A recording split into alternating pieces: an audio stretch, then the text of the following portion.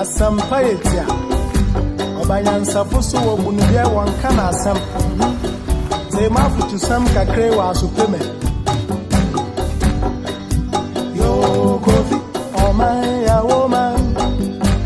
o man ya mama yenyi baby akọ wacha za ya warenyi wonsom wonyi pa asa